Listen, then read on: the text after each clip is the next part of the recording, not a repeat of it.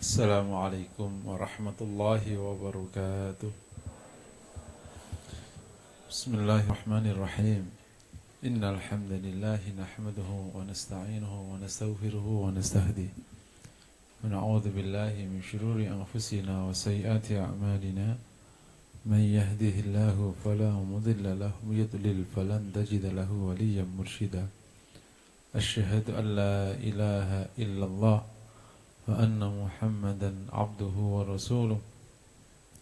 Allahumma fassalli wa sallim wa barik ala nabiyyina wa habibina Muhammad wa ala alihi wa ashabihi wa azwajihi wa dhurriyyatihi wa man tabi'ahum bi ihsanin ila yaumiddin, amma ba'd. Jamaah yang dirahmati Allah, kita pantas bersyukur kepada Allah atas semua limpahan karunia Allah, karunia iman, karunia hidayah, terutama pada pagi hari ini, pagi menjelang siang ini, Allah izinkan kita berhimpun di majelis ilmu. Banyak orang hari Ahad ini menghabiskan waktunya keliling ya, kemana-mana. Yang cari makan, yang cari istri,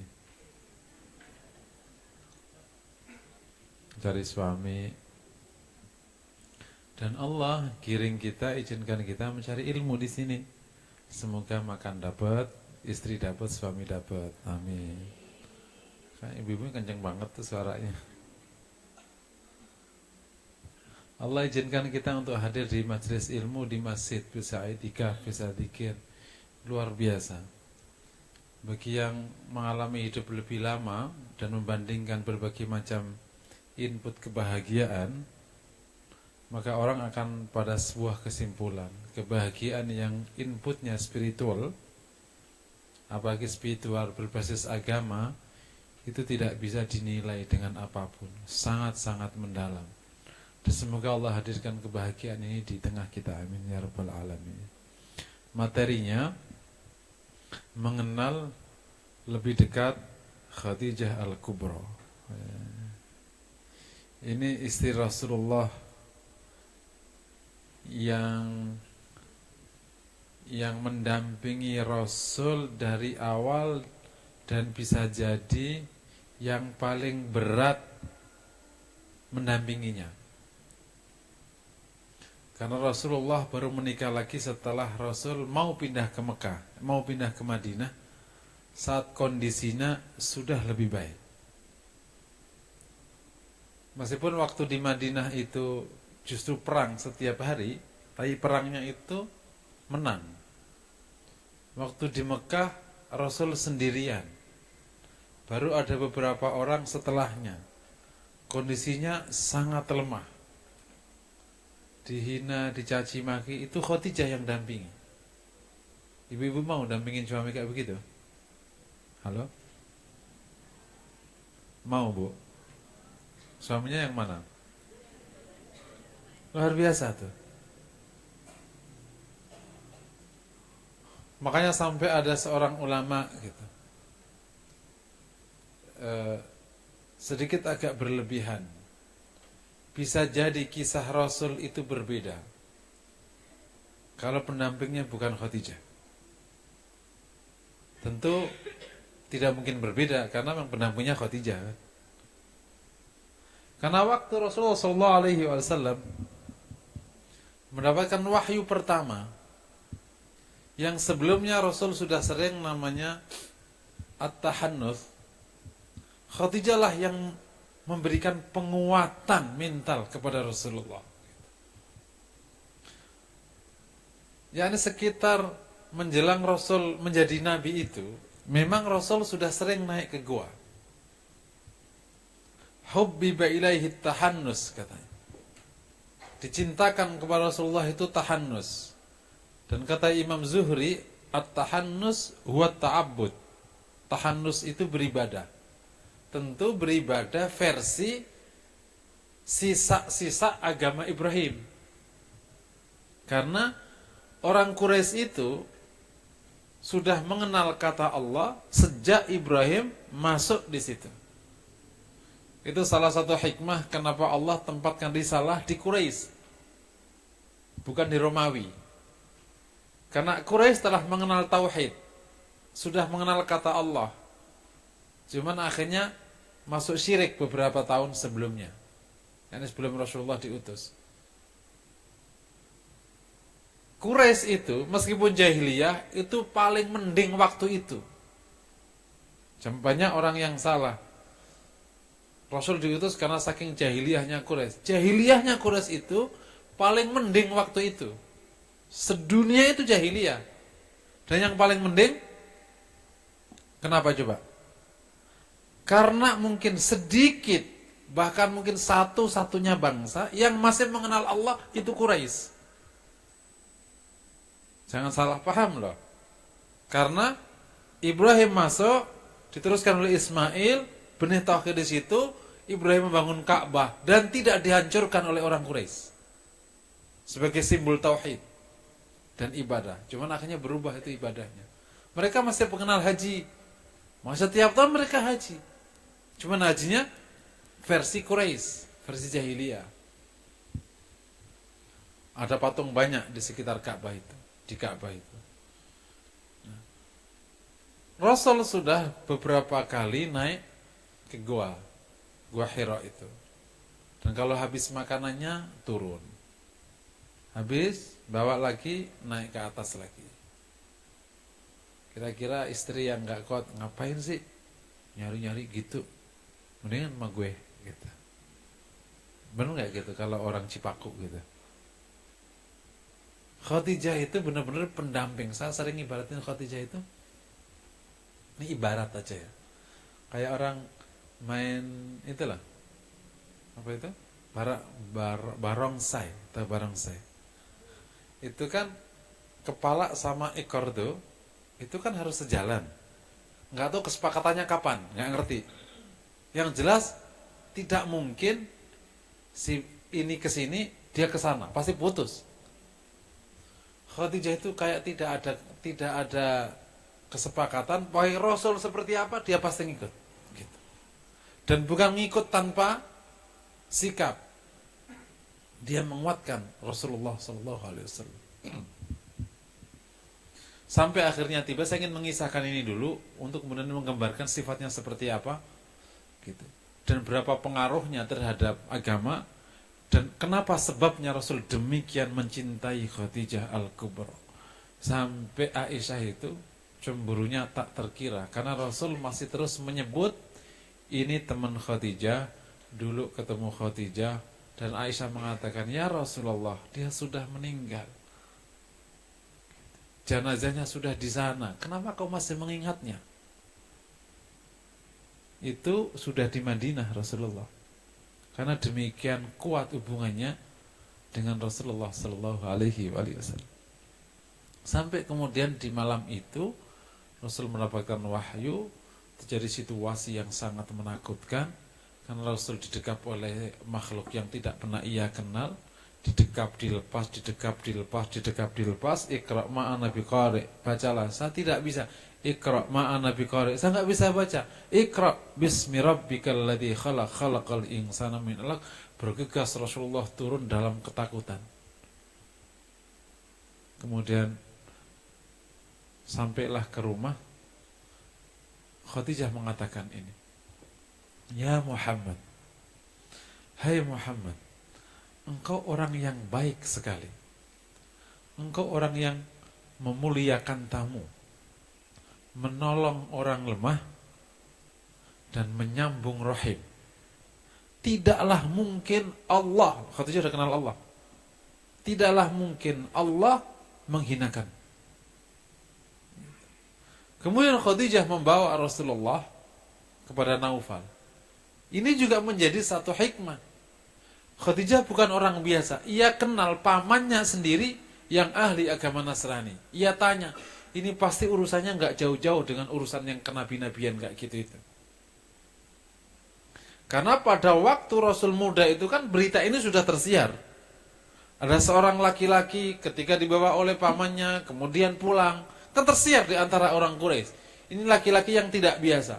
Waktu kecil dibedah dadanya. Ini laki-laki apa ini? Kemudian waktu bersama Rasul, bersama Abu Talib ke Yaman, kemudian Yahudi datang. engkau bapaknya? Iya. Kata Yahudi, engkau bukan bapaknya. Kenapa? Karena bapaknya sudah meninggal. Akhirnya ngaku, iya, saya adalah pamannya. Segeralah kau bawa pulang anak ini, karena kalau sampai Yahudi tahu anak ini ada di sini, dia akan membunuhnya. Jadi cerita ini sudah tersiar, sudah ada kisah-kisah ini. Jadi Khadijah itu sudah secara mental sudah siap bahwa Rasulullah ini, Muhammad ini bukan biasa. Begitu dia tahanus, dia ikuti aja terus. Sampai kemudian peran Infijar, sampai ada Al-Amin, sampai ini kisah kan direkam betul oleh Khadijah. Begitu kejadian ini, dia langsung bawa ke Naufal. Naufal adalah ahli Injil. Kata Naufal, pasti sudah sering baca ya cerita ini, atau belum baca kisah ini? Halo? Sudah kan? Apa belum? Kata Naufal, huwan namus, dia adalah namus, alladzi atali Musa, yang datang kepada Nabi Musa. Namus itu istilah Ibrani untuk malaikat. Malaikat itu Arab, kalau namus itu adalah sama dengan malaikat juga, namus. Gitu. Tidaklah orang yang mendapatkan seperti yang didapatkan engkau, kecuali engkau orang ini akan diusir oleh kaumnya. Kata Rasulullah, amukhrijiyahum, apakah mereka akan mengusirku? Kata Naufal, sekira aku diberi umur panjang, aku akan bantu engkau atau akan dukung engkau sekuat-kuatnya. Artinya Naufal mengiyakan Muhammad akan diusir. Dan benar kan? Rasulullah terusir dari Makkah. Rasulullah tenang, berarti yang datang itu namus. Mulailah kisah berikutnya, datang. Dan sejak itu kehidupan Khadijah dan Rasulullah berubah drastis. 15 tahun dilalui, berusaha, bangun usaha seperti layaknya orang-orang, bisnis berkembang. Sejak 40 itu, mulailah Rasul mengumpulkan keluarganya, dan tidak semua menambut positif, mendapatkan sambutan negatif dari Abu Lahab. Terus 3 tahun pertama masih mengumpulkan, kemudian Rasul masuk naik ke sofa, semua orang gak percaya dan terus gak menerima, terus hari-hari. Sejak itu isinya kesulitan. Di puncaknya ketika mereka mengimbargo Rasulullah dan akhirnya tidak cukup mudah mendapatkan makanan. Banyak di antara mereka yang makan rumput, termasuk Khadijah. Khadijah meninggal di situ dalam kondisi yang sangat mengenaskan karena kurusnya tak terkira. Dan waktu itu para sahabat tidak buang air yang besar kecuali hijau semua. Karena makanannya sudah rumput. Dan Khadijah meninggal di situ. Itulah la'amul huzn, tahun kesedihan. Khadijah mendampingi sepanjang 10 tahun itu situasi dan kondisi Rasulullah yang paling berat dan puncaknya ketika diusir dari Taif itu. Ini hanya sekilas saya gambarkan tentang Khadijah dan beberapa perannya. Kata Rasulullah ketika mensifati Khadijah, bagaimana aku tidak mencintainya? Langsung artinya ya, ia adalah orang yang beriman kepadaku saat semua orang tidak beriman padaku. Saat orang tidak mempercayaiku, dialah pertama yang percayaiku. Karena Khadijah yang mengatakan, Allah tidak mungkin menghinakanmu. Dia percaya yang datang itu memang bukan sesuatu yang biasa. Sebelum ke Abu Bakar, Khadijah dulu. Karena yang menerima kisah ini adalah Khadijah dulu di pagi hari itu. Yang kedua, dia memberikan hartanya semuanya kepadaku saat semua orang juga tidak memberikan hartanya padaku. Ini ada istri yang danain suami, ya Khadijah. Di mana-mana suami danain Nah, jadi kalau mau dicintai suami, danain tuh suamimu tuh. Serius ini. Yang terakhir nomor 3, dia memberiku anak saat istri yang lain tidak memberiku anak. Karena seluruh anak Rasulullah memang datang dari Khadijah. Demikianlah itu hikmah dan kuasa Allah. Allah nggak kasih anak ke Rasulullah lewat istri yang lain. Yang dikasih cuma Khadijah. Gitu. Dan yang paling mirip dengan Rasulullah adalah Fatimah. Ini anak Khadijah. Yang paling mirip dengan Rasulullah adalah Fatimah. Fatimah adalah putri Rasul yang wajahnya mirip, cara jalannya mirip, semuanya mirip. Sifat-sifatnya mirip dengan Rasulullah yang nanti turun ke Hasan. Mirip sekali dengan Rasulullah Sallallahu Alaihi Wasallam. Gitu. Nah, Rasulullah mensifati Khadijah seperti itu. Kita akan coba trace dan sekaligus kita ingin mengenal lebih dekat. Nah, tapi sebenarnya yang kita inginkan dari kajian ini bukan sekedar apa yang kita tahu, tapi bagaimana kita bisa mencontohnya, terutama para akhwat. Nah, kalau suami gimana? Doronglah istrimu bisa memiliki sifat seperti Khadijah.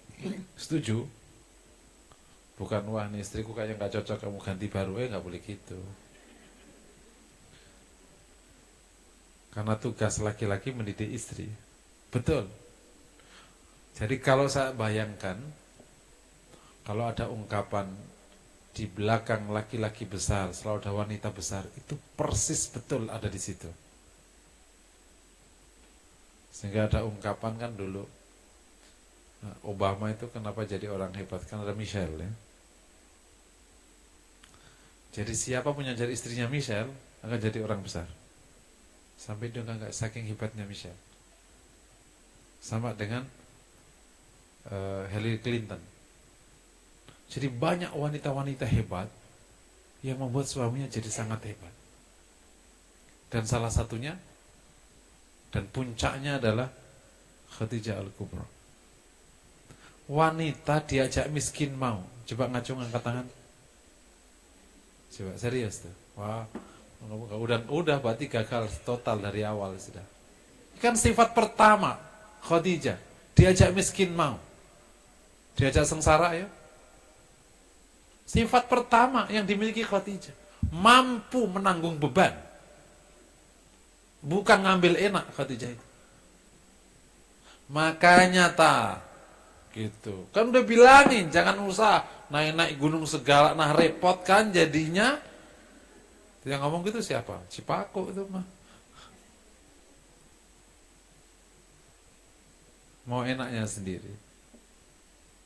Yang pertama yang kita dapati, sifat Khadijah yang pertama adalah ia mampu berkesesuaian dengan Rasulullah.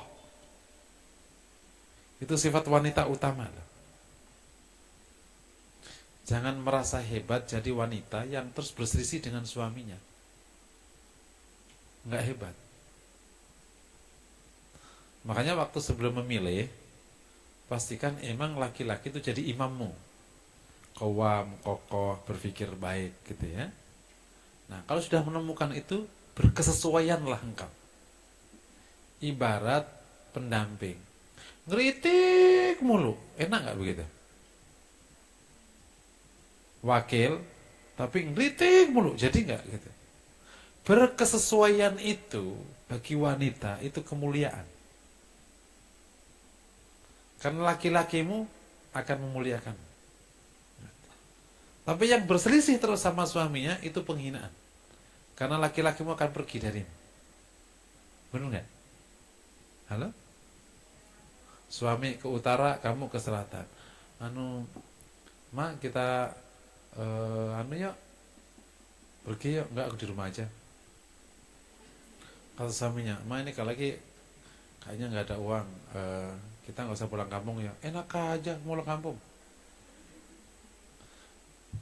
Ma uang belanjanya dikurangi ya. Enak aja dikurangi. Itu mau yang kurangi. Beda mulu gitu.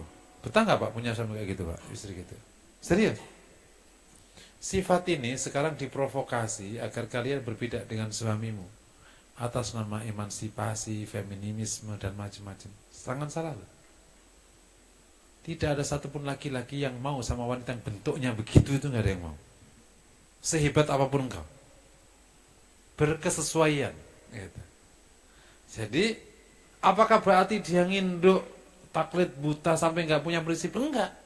Cara wanita membelokkan laki-laki tidak sama dengan laki-laki membelokkan wanita. Gitu. Wanita itu bisa nggak membelokkan saudaranya? Oh bisa, dengan cara kelembutan. Tapi itu berkesesuaian. Mas, misalnya gini, kita nggak pulang kampung ya? Oh ya nggak apa-apa. Gitu. Akhirnya ngomong gini, pas sore hari, Mas kamu nggak ingin lihat sawah? Ya, pengen sih. Adanya di kampung. Nah, tapi kita kan gak ada uang. Ya ntar aku bantu deh. Gitu. Separuh, aku separuh. Oh gitu. Ya udah deh. Gitu. Terus akhirnya, Mas dapat belum? Udah separuh. Aku belum dapat. Akhirnya Mas, kok jadi aku? Udah emang aku udah nyari nggak dapat. Ya udah deh. Ini ada. Ya kita pulang dong. Nengok sawah. Iya, ya udah, yuk. Belok nggak? Belok. Tapi nggak langsung, nggak.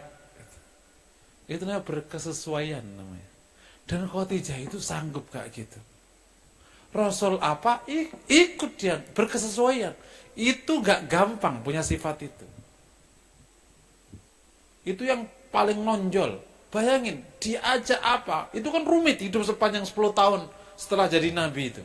Sebelum jadi nabi maka enak. Ngurusin dagang kan. Setelah jadi nabi itu bayangin aja. Itu Rasul kan hari-hari kerjanya keliling, istilah katakan keliling, terus gitu. Emang nyari duit apa? Kira-kira kalau ngomong gitu enak nggak di telinga? Jadi Rasul gitu, ya udah berarti aku nyiapin uangnya. Gitu. Rasul gini, aku begini. Makanya saya tadi ngasih contoh kayak main barongsai.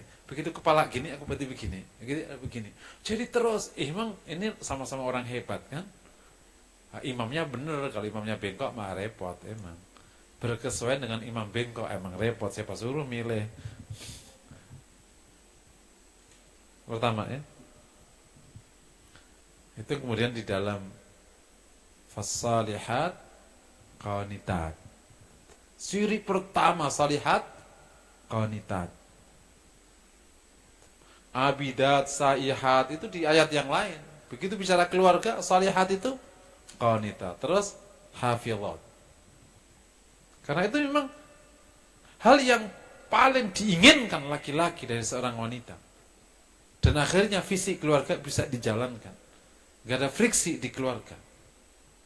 Berkesesuaian namanya. Didiklah wanita-wanita anak kita ini untuk bisa mendapatkan seorang imam di keluarganya dan dia berkesesuaian. Meskipun dia udah profesor. Nah, profesor suaminya S1 sering belokin kan nggak apa-apa, dibelokin tapi berkesesuaian. Yang kedua kita dapati Khadijah itu orang yang mampu menanggung beban dalam situasi rumit bersama Rasulullah Sallallahu Alaihi Wasallam. Pernahkah Anda dengar kisah Khadijah? Kisah ini di sirah di mana Khadijah gini. Ngomong, ya Rasulullah, kok hidup kita jadi berat gini ya? Kok jadi nabi sih, jadi berat? Dulu kita nggak kayak gini, kamu juga dimuliakan orang Quraisy, gitu. Kan sering gitu, dan yang sering itu Zainab kan anak pertama ya. Rasulullah enak-enak gitu, pulang dari masjid. Ada orang Quraisy naruh debu di kepala Rasul, peluk, dikasih debu. Pulang ini berdebuan kepala Rasulullah SAW. Zainab menangis, ya abata, limada fa'alu bika hakada. Hai ayahku, kenapa mereka melakukanmu seperti ini? Gitu.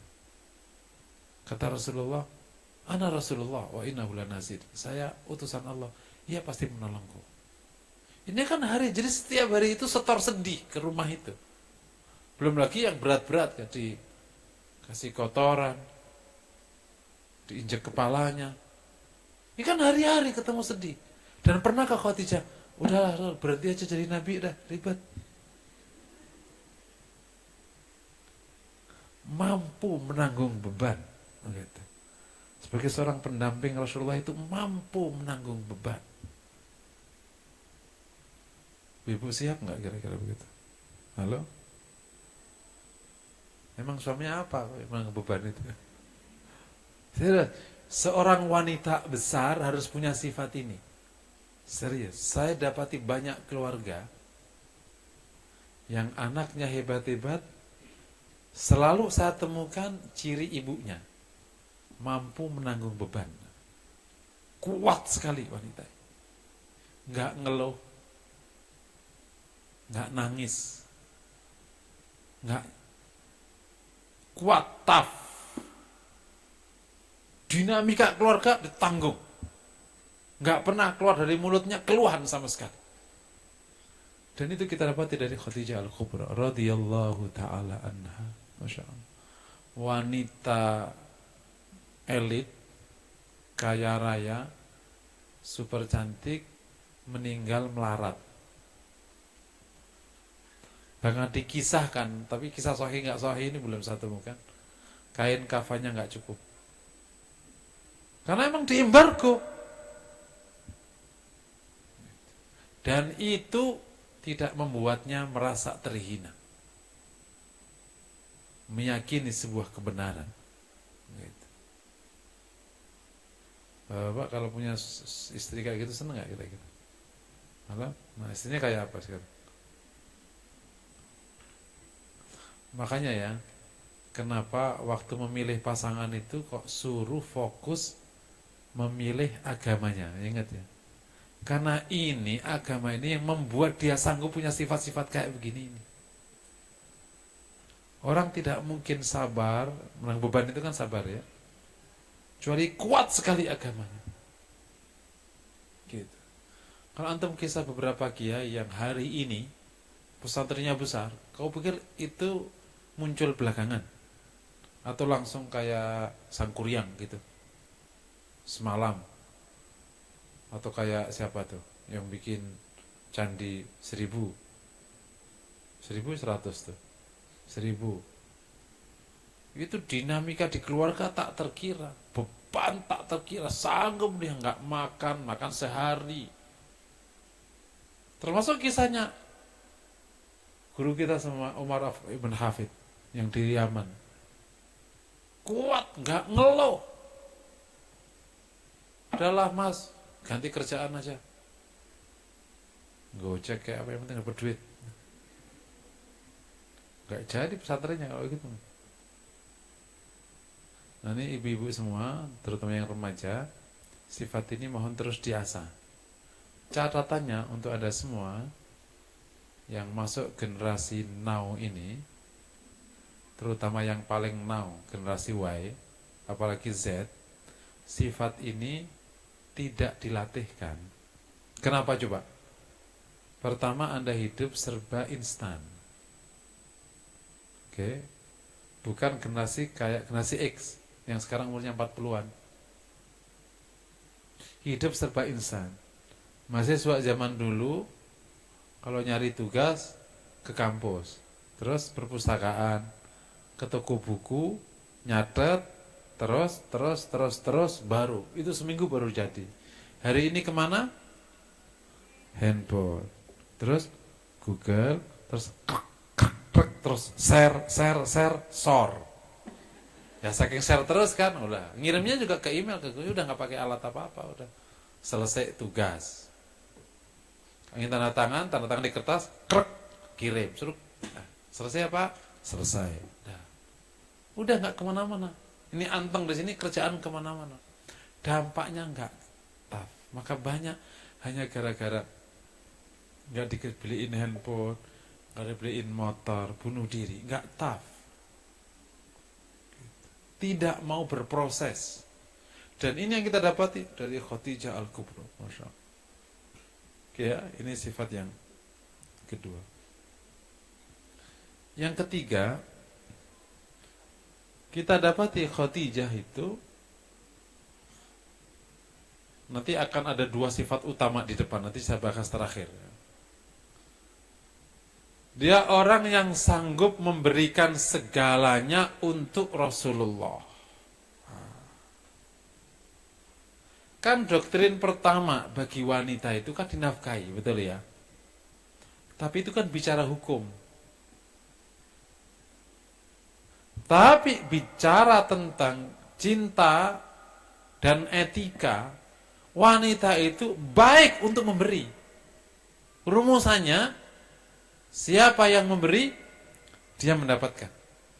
Kenapa demikian besar tempat Khadijah di hati Rasulullah? Besar pengorbanannya nggak sedikit. Yang tadi Rasul sebutkan, dia memberikan hartanya padaku saat orang-orang tidak memberikan hartanya padaku. Hai para wanita, saya ini sampaikan ke ibu-ibu semua. Meskipun Anda wanita, Anda cantiknya tak terkira, jangan pernah berpikir dapat. Meskipun kau ini siapa, berpikirlah memberi ke suamimu. Saya termasuk yang terus menyatakan ini kepada para wanita. Nanti laki-laki beda lagi. Wah, berarti alhamdulillah dapat istri yang kaya. Enggak gitu. Anda wajib melakukannya. Tapi ini etika. Karena engkau akan menjadi orang yang mulia di keluarga. Itu Khadijah. Siapa yang memberi, dia mulia. Meskipun engkau ini wajib dinafkahi. Kalau perlu duduk manis di rumah kayak ratu. Tinggal nunjuk. Kan demikianlah hukum Islam memperlakukanmu. Tapi belajar etika dari orang mulia ini. Dan ini istri Rasulullah. Dan Rasul juga menyetujui tindakan Khadijah. Maknanya, wanita itu tetap lebih utama kalau dia memberikan hartanya pada keluarganya. Dan saya dapati, kenapa seorang wanita tidak pernah dilupakan suaminya. Dan kenapa seorang ibu tidak pernah dilupakan oleh anaknya. Rata-rata punya sifat ini. Saya punya beberapa data. Ada seorang wanita, dia kerja sepanjang masa. Tapi karena dia wanita, dia memilih kerja di rumah. Seluruh hasilnya dipakai untuk keluarganya. Bahkan lebih banyak yang dipakai daripada yang diberikan oleh suaminya. Dia tidak meminta balik. Secara hukum, dia kan harus minta balik. Betul ya? Secara hukum, wanita tidak wajib. Jadi kalau dia memberi, dia bisa dihitung hutang, bisa dihitung pinjaman, bisa dihitung apa saja. Kalau memang dia nggak wajib. Tapi wanita ini memberi. Memberi dan memberi dan memberi. Tidak pernah hitungan, tidak pernah. Dan juga tidak ingin akhirnya menjadi harta warisan. Mas, ini akun banyak, nanti ini rumah separaku ya. Dia tidak pernah berpikir. Yang ia tahu, dia punya anak, ia keluarga, ia punya suami, ia harus bantu, ia bekerja. Sisa karena dia kerja di rumah, jadi bisa ngontrol anak-anaknya dan seterusnya. Apa yang terjadi? Anaknya loyal ke siapa? Ke mamanya. Mamanya selalu diingat. Wanita yang sangat berwibawa, bahkan bukan di keluarganya ini aja. Seluruh adik kakaknya sangat hormat sama wanita ini. Karena dia memberi. Jadilah wanita yang memberi. Meskipun engkau wajib dinafkahi. Dan wanita pemberi ini, waktu itu banyak dicontoh oleh sahabiah. Istrinya Ibnu Mas'ud juga wanita pemberi. Banyak wanita yang mempunyai usaha. Jadi istri Rasul itu ada dua tipe. Ada istri yang bekerja, ada istri yang tidak bekerja. Ya, yang bekerja itu Khadijah. Yang tidak bekerja yang dinikahi setelah di Madinah. Fair? Tapi posisinya muliahan mana akhirnya? Ini sering salah paham. Banyak wanita merasa karena dia jadi wanita, dia modal jadi wanita untuk hidup. Itu benar, tapi nggak membuat mulia. Gitu. Kalau saya menceritakan ini, tolong bapak-bapak jangan manfaatin ya. Wah, alhamdulillah Ustadz doktrin kayak begitu, bakal cari deh aku tenang amat di rumah. Nggak boleh. Karena kan didorong setiap pasangan itu berbuat yang terbaik untuk pasangannya. Dan saya memang dapati ini salah satu kelebihan Khadijah yang bahkan tidak bisa dicontoh oleh wanita setelahnya. Kenapa? Karena ia yang kaya. Jadi baik ibu-ibu jadi wanita kaya, itu baik, setuju? Halo? Kalau saya sebut menjadi wanita kaya, yang kaya bukan bapakmu. Kaya itu artinya engkau jadi orang kaya. Itu baik nggak? Makanya kan tungkahul mar'ah li arba. Salah satunya lima liha, li jamaliha, wali hasabiha, wali maliha, wali diniha. Mal itu apa maknanya? Harta, hartanya, bukan harta bapaknya. Dia memang bisa punya bisnis, bisa punya kerjaan yang bagus. Boleh nggak wanita kerja? Boleh. Siapa? Lah ini Khadijah, istri Ibnu Mas'ud. Meskipun kalau wanita kerja aturannya agak ketat, karena kan tidak boleh terlantarkan keluarganya, macam-macam. Nah Khadijah kan udah, wong dia cuma mengendalikan modal, gitu. Jadi waktu itu sudah dijalankan oleh orang lain semua. Ada Maisaro, ada yang lain-lain, gitu. Pemodal sama kerja gedean mana? Pemodal sama yang kerja gedean mana? Nah, ya udah tahu kan, berarti duduk tapi yang kerja duitnya. Masya Allah. Jadi wanita ini udah kaya dan memberikan semua hartanya karena waktu meninggal itu habis harta. Itulah saat Rasul jatuh miskin. Kan Rasulullah itu kan hidup di konteks keuangan itu kan 3 fase. Yang pertama kaya raya, itu sejak awal nikah sampai umur 50 itu. Miskin sak miskinnya itu sekitar 1,8 tahun. Sampai awal-awal Madinah. Istilah nggak makan itu ya di awal-awal Madinah itu. Kemudian hidup kafaf, pas. Yang dicirikan setiap awal tahun Rasul akan membeli atau apa saja, ini prosedurnya kurma, setiap isinya dikasih kurma setahun. Jadi kurma disimpan setahun. Jadi udah ada makanan yang pokok, ada apa-apa, itu sudah ada makanan setahun. Kayak orang tua kita dulu di kampung kan, beras setahun, betul ya? Kayak gitu, ini kurma setahun. Gitu. Itu kafaf, pas. Dan itu menjadi hikmah untuk kita semua. Bagi orang yang Allah izinkan dia jadi kaya, contohlah Rasulullah waktu kaya. Kalau miskin, contohlah Rasul waktu miskin. Kalau pas, contohlah Rasul waktu pas. Gitu. Sama tuh di konteks keluarga, sedikit menyimpang ya. Rasulullah itu monogami sampai umur 50 tahun. Tidak punya istri 1,8 bulan. Terus punya istri lebih dari 1, sekitar 9 tahun. Jadi bagi yang potongannya istri 1, contohlah Rasulullah yang pas istrinya 1. Nah, ini sunnah. Bagi yang tidak punya istri, ya karena belum laku, contohlah Rasul pada waktu tidak punya pasangan. Bagi yang agak laku sekali, laris manis, contohlah Rasul pada waktu punya istri lebih dari 3-tiganya itu sunnah. Paham ya? Jadi monogami ada orang yang potongannya baiknya monogami. Emang bagusnya monogami. Kalau dia lebih nggak sanggup dia. Uang 1 aja nggak bisa jawab istrinya waktu nanya, Pak bagaimana lebih dari 1? Kemana Pak? Tahu kemana tadi ya? Gimana mau nikah? Bisa jantungan setiap hari deh kalau gitu. Oke ya. Saya ulangi lagi ya. Tidak aib, tidak jelek wanita itu kaya, kemudian memberikan hartanya pada suami. Secara hukum betul, wanita tidak wajib melakukannya. Anda cukup duduk manis di rumah, dimuliakan suamimu. Tapi ingatlah, siapa yang memberi, dia mendapatkan loyalitas. Gitu. Banyak keluarga yang demikian kuat pengaruh ibunya, karena ibunya potongannya kayak gitu. Tapi kalau ibunya maunya manfaatin suaminya, nanti anakmu juga kayak gitu bentuknya. Meskipun betul suami itu wajib menafkahi, tapi dia benar-benar manfaatin betul, nanti akan mencetak anak yang manfaatin betul suaminya. Enggak baik. Dan ini ternyata kita dapati dari istri yang paling mulia, istri Rasulullah Khadijah Al-Kubra. Ia memberi, dan itu diakui Rasulullah Sallallahu Alaihi Wasallam. Ibu kok jadi horor gitu? Setuju Bu? Bapak-bapak nggak usah dengar nih. Nah, Bapak-bapak, karena ini memang sifatnya Khadijah, bapak-bapak gimana tugasnya? Mendorong istrinya agar memiliki sifat-sifat itu. Tentu kita hanya menangkap beberapa sifat yang pokok ya, nggak semuanya sifatnya. Berbasis beberapa data yang ada. Selebihnya, ya pokoknya istri Rasulullah sudah dijamin masuk surga. Itu sudah cukup orang yang sangat mulia karena sebelum meninggal sudah ada penjaminan surga. Masya Allah. Kalau saya itu kadang iri ya.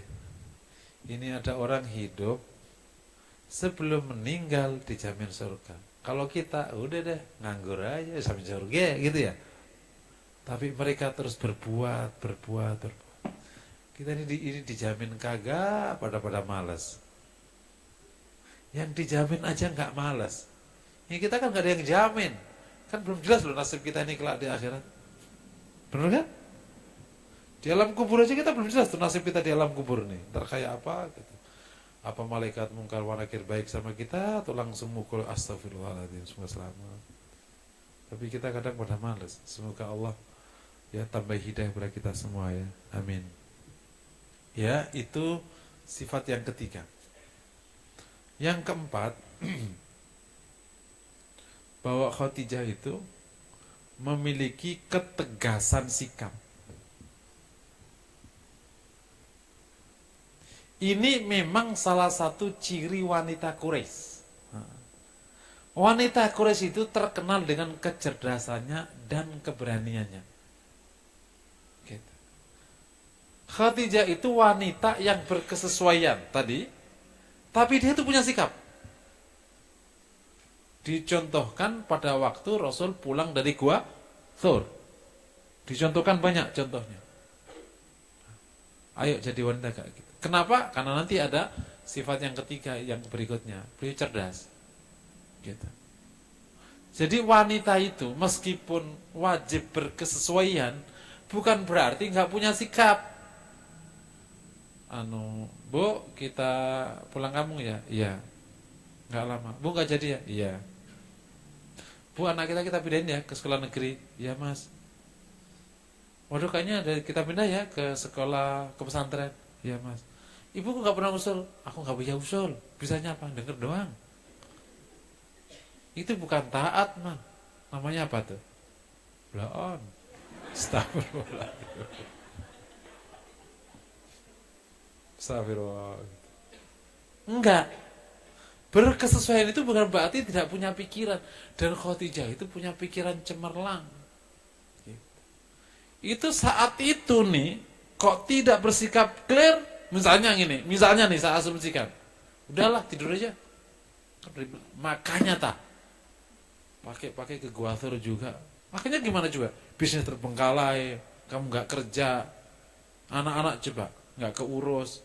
Udahlah. Di rumah aja. Lupain yang tadi malam, dan nanti aku bawa dokter. Kan gitu kalau mau berpikir yang gampang-gampang saja. Dia berpikir, punya sikap. Wah, ini justru gini. Dibawa ke Naufal. Itu inisiatif Khadijah itu.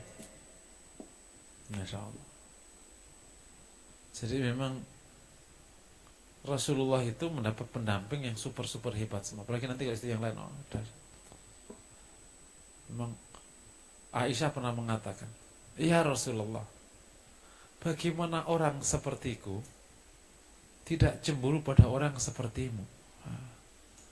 Kan punya pendamping seperti Rasulullah, masa nggak cemburu? Kalau bisa diambil sendirian ya.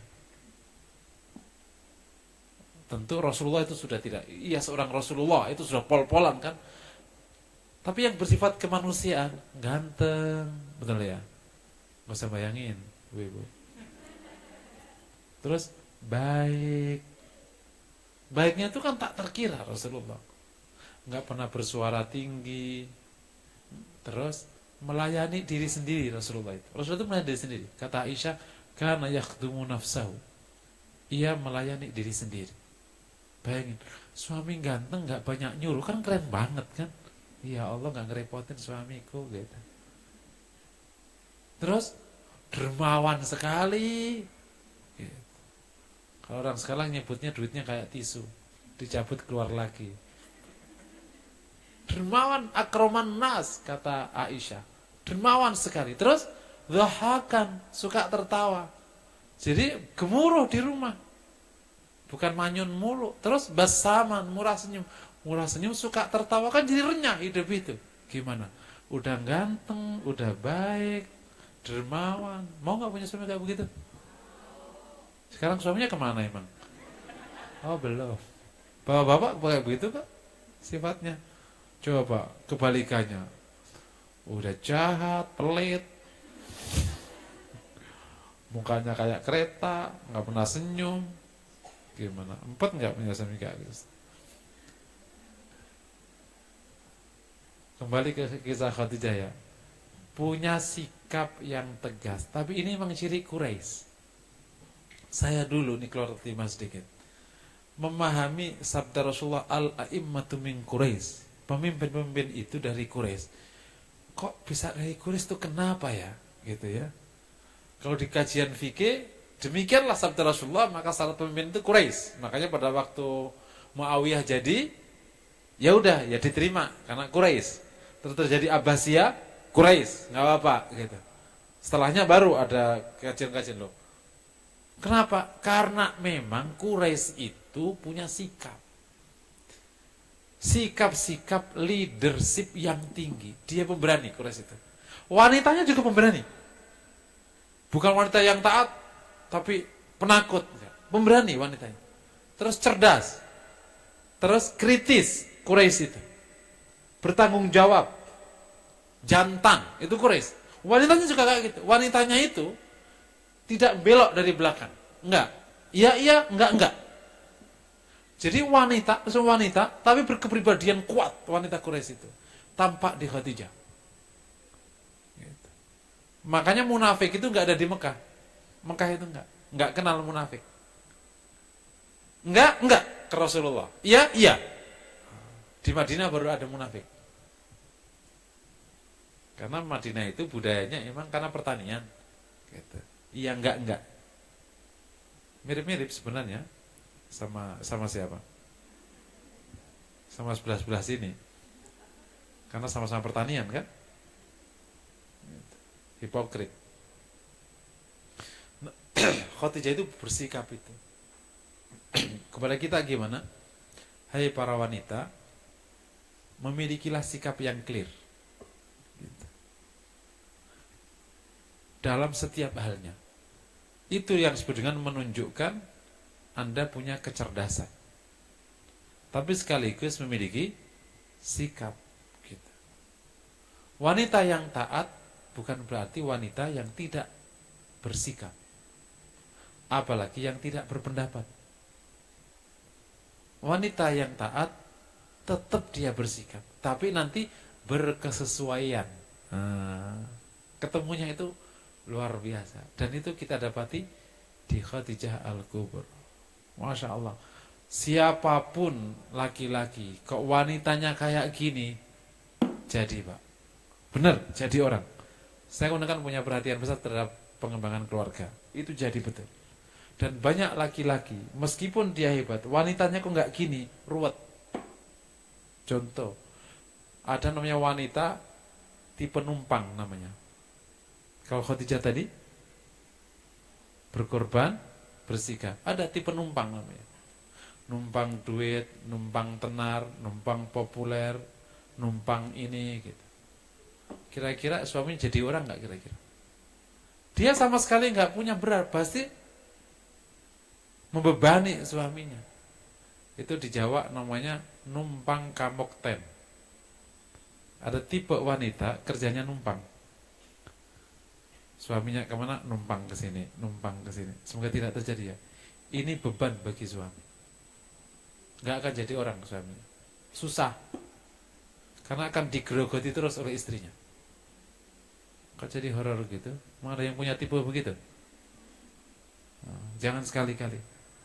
Meskipun wanita itu wanita dan istri yang wajib dinafkahi, wajib sebagaimana saya katakan di awal, tidaklah Anda manfaatkan kondisi itu. Jadilah seperti Khadijah Al-Kubra. Kalau Khadijah bersikap buruk kayak gitu, naudzubillah min dzalik, dia dengan mudah, Muhammad nggak bisa.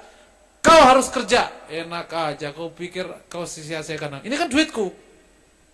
Boleh kan ngomong gak begitu? Secara hukum. Iya. Khadijah tidak memilih itu. Karena ia adalah Khadijah. Bukan orang Cipaku. Nah, makanya habis ngaji ini, orang Cipaku, insya Allah seperti Khadijah. Amin ya Rabbal. Dahsyat loh. Atau nanti kajian parenting itu dahsyat. Wanita yang kayak gini emang akan jadi, anaknya jadi semua. Jadi semua. Kuat, mengambil, bersikap. Ada seorang wanita nanti di dalam tradisi Jawa ada namanya, kok jadi banyak wanita ya? Wanita loh bahasanya Khadijah ya, nggak mungkin aku bahas laki-laki kan. Jadi bapak-bapak dengar aja nanti istrinya digitukin aja ya. Digituin aja kan. Bahasanya pasti ke wanita, orang Khadijah. Karena kemarin panitia di sini minta mengenal lebih dekat istri Rasulullah. Kan banyak sekali. Banyak, oh ya spesifik aja. Akhirnya Khadijah dipilih. Oh mungkin lihat karena zamannya banyak wanita ya. Jadi nggak dipilih sahabat yang laki-laki ya. Bisa jadi. Jadi bapak-bapak nih dianggap itu pendengar setia, bukan peserta kalau gitu.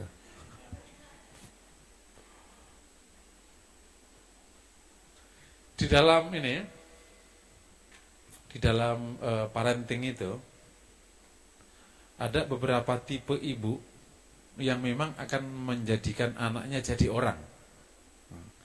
Salah satu tipenya itu kan ada namanya di istilah orang Jawa ya. Ada orang Jawa nggak di sini? Oh ada, banyak. Oh bukan orang Jakarta semua. Namanya duwe itu geni. Itu tahu itu? Ludah. Geni api. Bukan berarti kayak ular naga gitu, enggak gitu. Naga kan kuat, nyemburat. Cerita ya, mitos. Tapi seorang wanita atau nanti bapak yang kalau menasihati cespleng, seakan-akan anak itu enggak ada pilihan kecuali iya ma. Beberapa kali saya mendapatkan pertanyaan, seorang wanita bertanya, Ustadz, kenapa ya kalau saya itu ngomong panjang lebar itu anak boro-boro denger. Mama udah kapan berhentinya? Cerewet amat sih mah. Pertanyaannya itu aja mulu, nggak pernah ganti. Itu kenapa Ustaz? Nah, saya jadi ingat Khadijah. Saya bilang, ibu berkorban apa kepada anakmu? Aku mau nanya, yang nyediain makan siapa? Gitu. Yang mandiin siapa? Saya tanya dari kecil. Yang membawa dari kasur waktu dia pipis atau dari ngompol ke kamar mandi siapa? Mbaknya atau ibu? Yang. Kalau ibu tidak melakukan itu, lupakan ibu punya kuasa yang kuat atas anaknya. Itu kenapa banyak ibu di daerah yang tidak berpendidikan tinggi, sangat mulia di mata anaknya, karena dia berbuat besar, berkorban untuk anaknya. Siapapun yang dikorbani, pasti hormat sama orang yang berkorban padanya. Dan itu tidak banyak dimiliki ibu-ibu di kota. Ayo, ngaku. Makanya jadilah wanita yang, ini saya teliti, ini sifat Khadijah kenapa? Iya, ini memang sifat wanita mulia. Gitu. Makanya saya dari awal tadi itu, berkesesuaian itu bukan kehinaan bagi wanita. Karena itulah kemuliaannya. Karena kamu dimuliakan sama suamimu. Berkorban itu bukan kerugian. Bukan. Memberi itu gak kerugian. Dari sudut hukum, bisa aja kita minta sebanyak-banyak. Toh memang hak kita. Apalagi kalau suaminya kaya. Tinggal aja di persenani. Di presentasi. Mas, berapa persen yang untuk aku? 50%. Wih, gak bisa gitu dong. Dulu kau tuh miskin. Waktu aku di sampingmu kau jadi kaya. 75%. Nah kan mama gak kerja. Doa aku ini mustajab. Doa aja dihargai. Dimonetize namanya. Memonetize doa. Ada nggak yang monetize doa itu para wanita? Nah, jadi kami ulangi lagi. Sifat-sifat tadi membuat ibu ini kuat sekali pengaruhnya. Loh kenapa harus ibu yang kuat pengaruhnya? Bapak itu Pak, meskipun gagahnya kayak apa ini kan gagah tak terkira.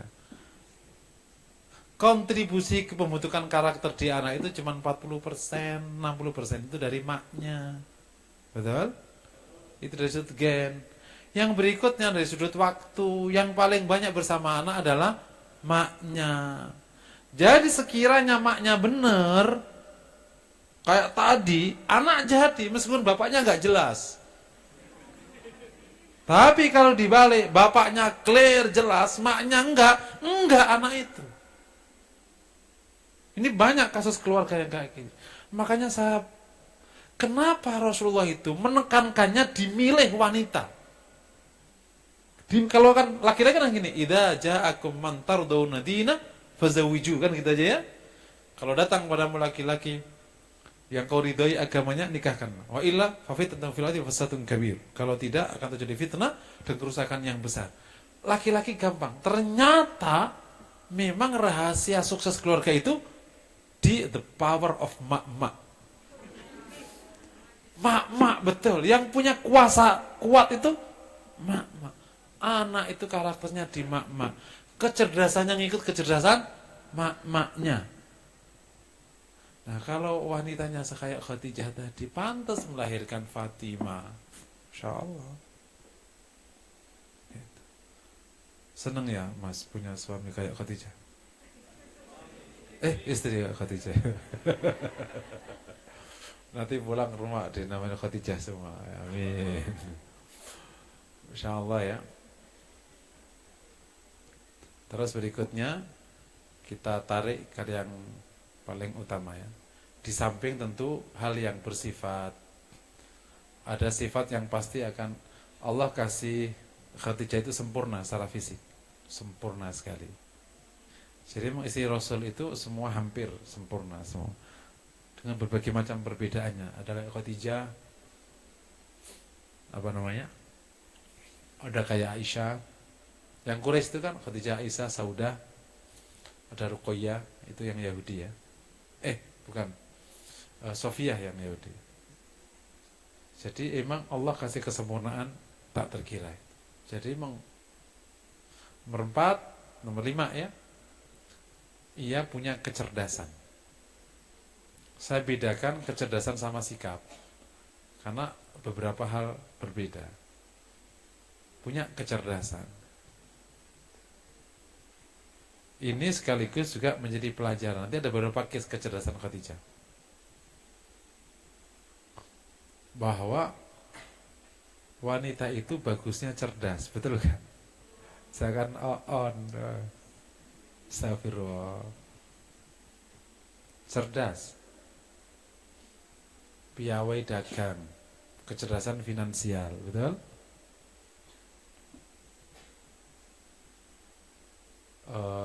Bertahan, namanya kecerdasan bertahan. Terus memilih solusi, itu gabungan berbagai macam kecerdasan. Rasul gini gitu. Termasuk yang punya kecerdasan itu, yang terkenal ya, tentu istri Rasulullah jelas-jelas. Cuma yang terkenal, beliau, Aisyah sama Ummi Salamah. Makanya hadis-hadis itu banyak dari mereka-mereka. Ya, Ruqayyah juga sering meriwayatkan. Tapi ini yang terkenal, yang dominan. Kecerdasan. Apalagi kalau nanti punya anak, nurun. Khadijah Allah beri kecerdasan sejak muda. Dan ketika akhirnya, meskipun Rasul belum jadi Nabi, Allah izinkan terjadi, memang ketemu tak terkira. Bukan sekedar kecerdasan finansial. Saya nyebutnya di sekarang itu membuat 3 level kecerdasan. Ini pembagian dari sudut yang berbeda ya. Yang pertama itu kecerdasan ilmu. Kedua kecerdasan bisnis.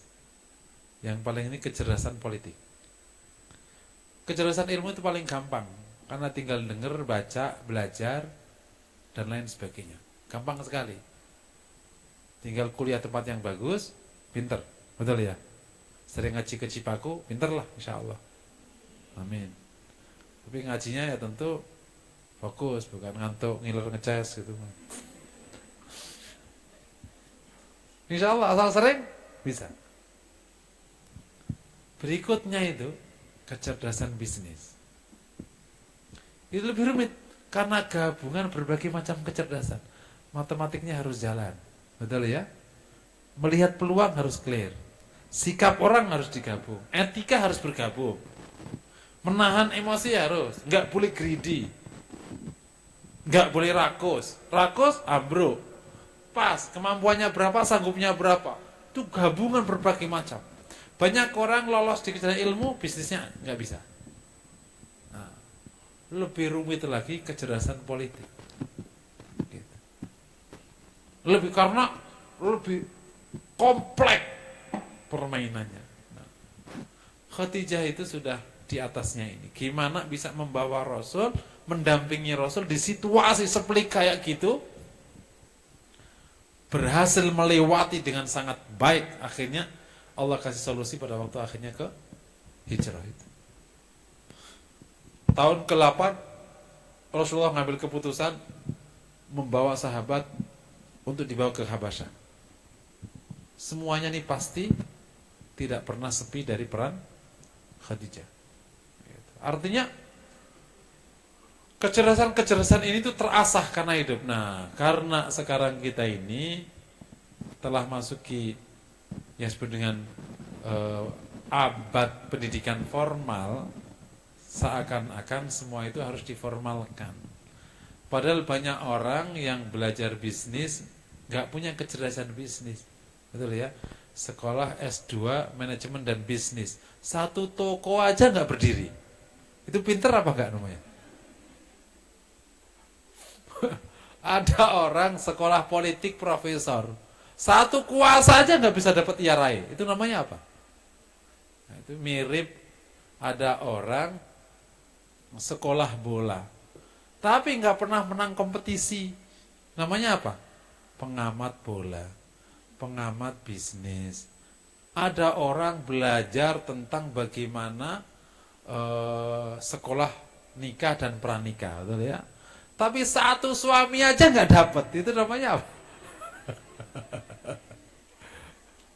Itu nggak cerdas namanya, Pak. Oke ya. Nah, Khadijah Allah kasih ini dan termasuk juga istri lain. Semoga Allah berikan. Dan untuk bab ini para wanita mohon dijaga betul karena 60% kecerdasan anakmu turun darimu. Tentu setelah izin Allah SWT. Kalau kecerdasan bukankah itu pemberian? Kecerdasan itu bisa diasah. Karena kalau teorinya secara umum otak orang itu sama, konstruksinya sama, 200 miliar sel otak.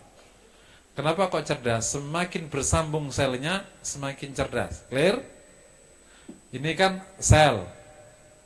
Cerdas itu berarti seberapa banyak yang bersambung. Itu aja kan teorinya. Gimana menyambungnya? Tahu caranya? Banyak berzikir, banyak berpikir, banyak amal saleh, bersambung tuh otak. Tapi kalau banyak maksiat, kalau dalam konteks agama, banyak susah, banyak stres, banyak apa, putus nggak bersambung. Makanya kenapa kita dapati gitu. Sahabat itu kok cerdas-cerdas karena rata-rata mereka hafid Quran.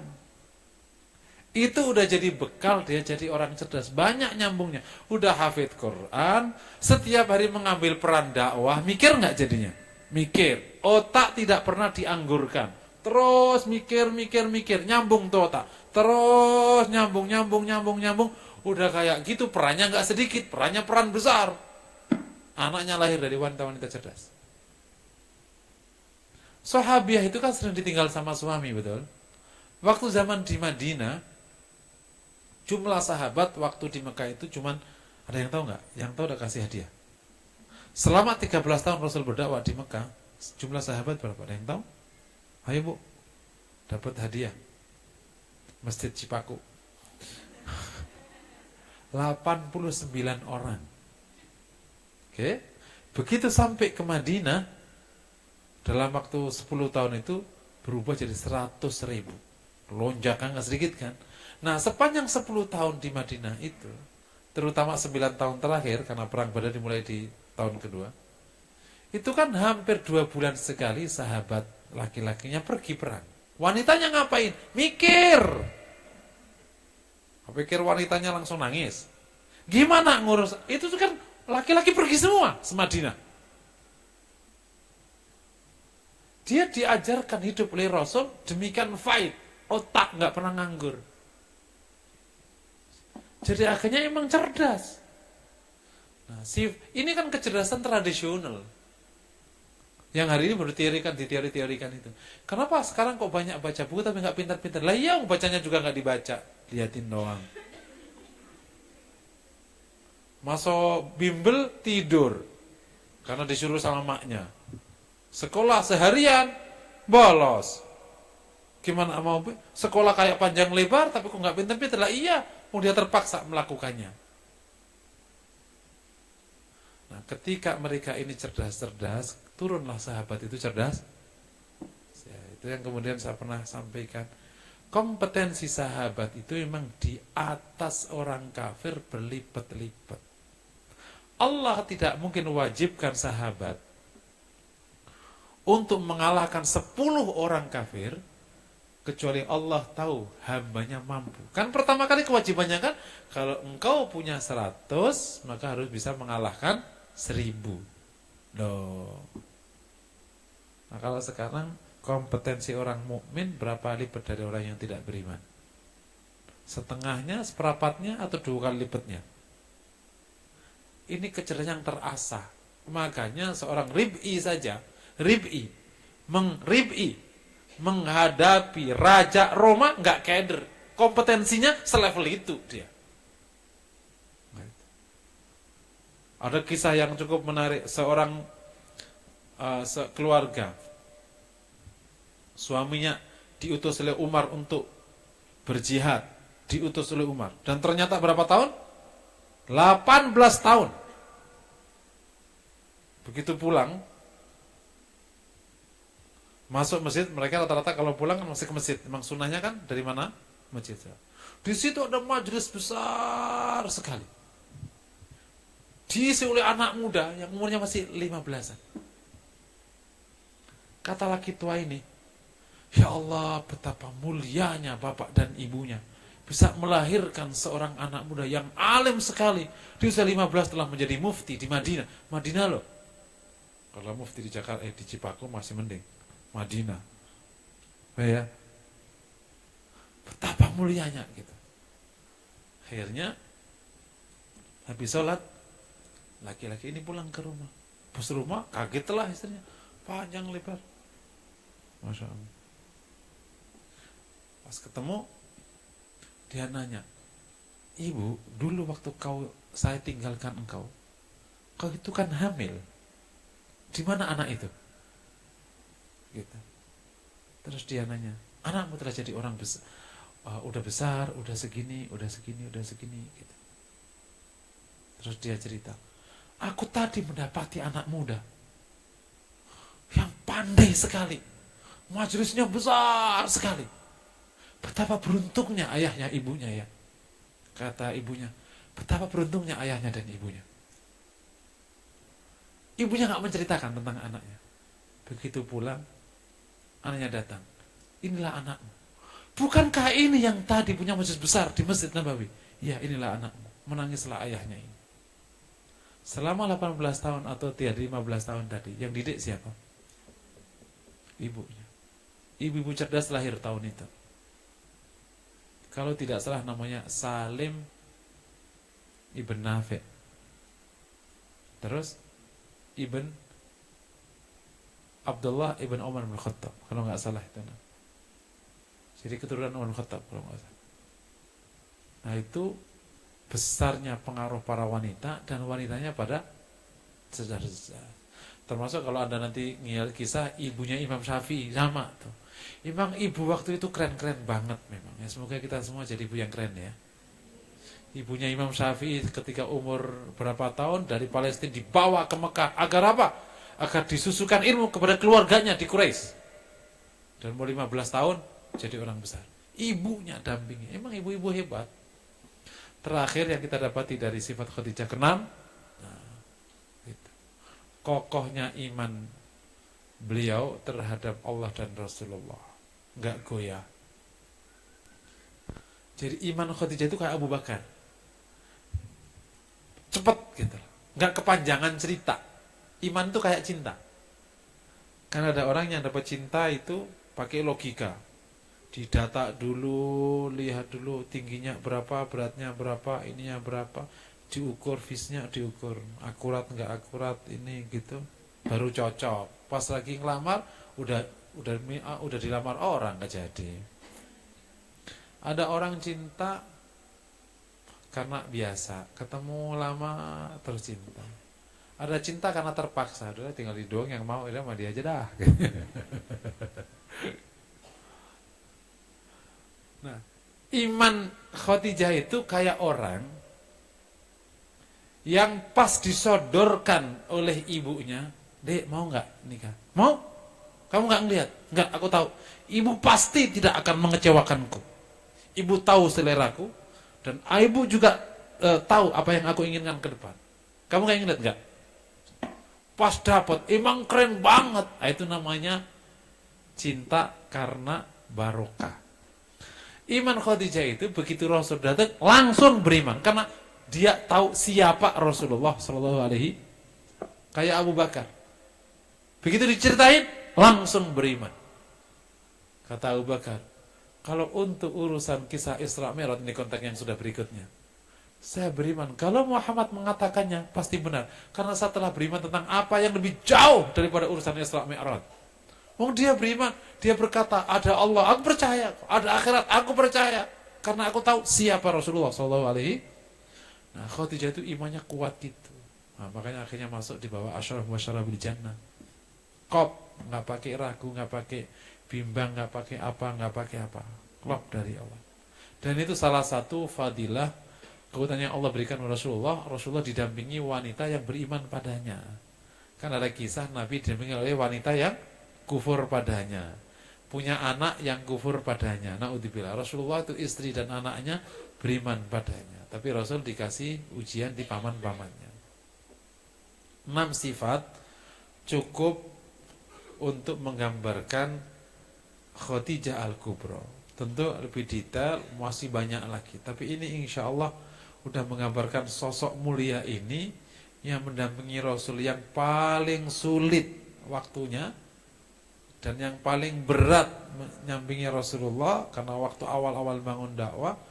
Tapi Khadijah dengan izin Allah berhasil mendampingi Rasul dan ia justru wafat di tengah tingkat kesulitan paling tinggi dakwah Rasulullah SAW. Semoga Allah meridainya dan selalu diberikan tempat yang sangat mulia di akhirat kelak. Amin ya rabbal alamin bersama Rasulullah SAW. Aqulu qouli hadza sallallahu wasallam ala Muhammad. Wassalamualaikum warahmatullahi wabarakatuh. Baik, terima kasih Ustaz. Sekarang waktunya tanya jawab bagi jamaah yang ingin bertanya. Silahkan 3 penanya awal. Silahkan bagi jamaah, ikhwan ataupun akhwat yang ingin bertanya.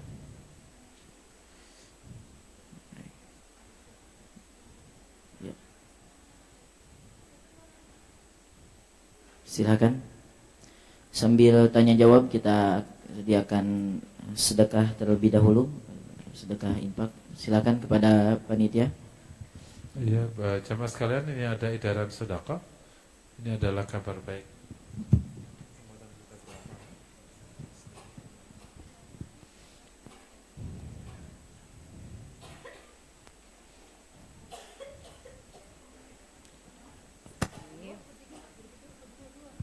Silakan jamaah yang mau bertanya.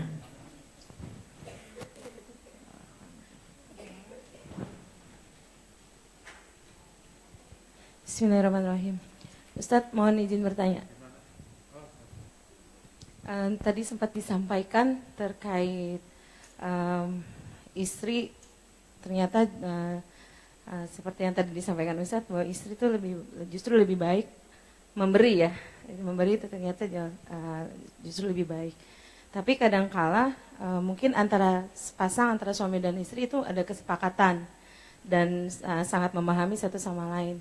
Tapi ketika berkaitan dengan orang terdekat, terutama orang tua, baik orang tua kita sendiri maupun mertua, kadang itu menimbulkan masalah baru. Jadi masing-masing mempunyai asumsi yang buruk tentang anak atau menantunya, seperti itu. Kemudian yang ditanyakan adalah bagaimana cara menyampaikan atau sikap apa yang harus disampaikan ke orang tua kita, bahwa konsep yang sudah yang kita disepakati itu memang ini yang kita pilih karena memang ini keadaannya. Tapi kadang-kala orang tua nggak mau tahu, malah menyalahkan. Itu baiknya bagaimana ya Ustaz? Terima kasih.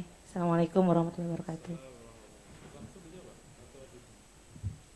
Ya, ini yang pertama, jika suami dan istri telah mengambil sebuah keputusan di keluarganya, maka pertama sebaiknya dikomunikasikan kepada orang tuanya.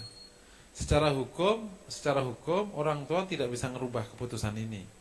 Karena anak wanitanya, katakan kalau itu bapak dari ibunya, telah menjadi istri seseorang dan dia telah menyerahkan anaknya kepada laki-laki ini waktu akad nikah. Dia harus merelakan ketaatannya kepada suami ini. Bapak ibu dari seorang wanita tidak boleh mendorong wanitanya atau anaknya justru durhaka sama suaminya. Tidak boleh. Kalau bapak ibu dari wanita ini punya pilihan lain, maka dia bisa ngajak anak mantunya untuk diskusi, bukan lewat anaknya. Dipanggil untuk mendiskusikan biar dia ngambil keputusan seperti yang diinginkan, sehingga anaknya tidak durhaka kepada suaminya. Nah, di konteks ini baiknya tadi kalau sudah keputusan dikomunikasikan. Yang komunikasikan siapa? Bukan anaknya. Kalau dia mertua tapi laki-lakinya, yakni suaminya, dengan berbagai macam alasan yang clear. Di konteks ini saya itu selalu yakin. Kenapa kok terjadi deadlock komunikasi? Yang pertama, karena masing-masing tidak punya sifat tajarud. Tajarud itu mencari kebenaran. Gitu. Kalau punya sifat ini, insya Allah clear. Dua-duanya ingin benar, ingin baik. Gitu. Yang kedua, punya komunikasi yang baik. Kalau tajarud nggak punya, komunikasi buruk, udah pasti ruwet. Nah, jadi dikomunikasikan dengan data yang clear. Karena suami ini juga tidak ingin mencari hal yang buruk. Tampak dalam pribadinya. Dan bapak ini juga, ibu ini juga tampak tidak ingin cari yang buruk. Nah, begitu sudah punya niat yang baik, kan tinggal dilihat datanya aja. Datanya aja kan. Kenapa misalnya nih contoh. Kenapa kok misalnya anak ibu harus ikut kerja? Karena gaji kami segini. Nah, kebutuhan kami segini. Kami tidak punya, kami minta bantuan. Kalau ibu misalnya keberatan, bisa keberatannya ada di mana? Kita akan menjelaskan. Kalau memang tidak boleh, oke, kami akan sanggup tidak usah kerja, tapi berarti nafkah turun. Kemampuan kami segini. Berarti makanya yang kemarin sehari 2 kali, berarti sekarang sehari sekali. Udah sampaikan ke orang tuanya, inilah kemampuan kami. Coba kalau ngomong gitu, terima nggak kira-kira?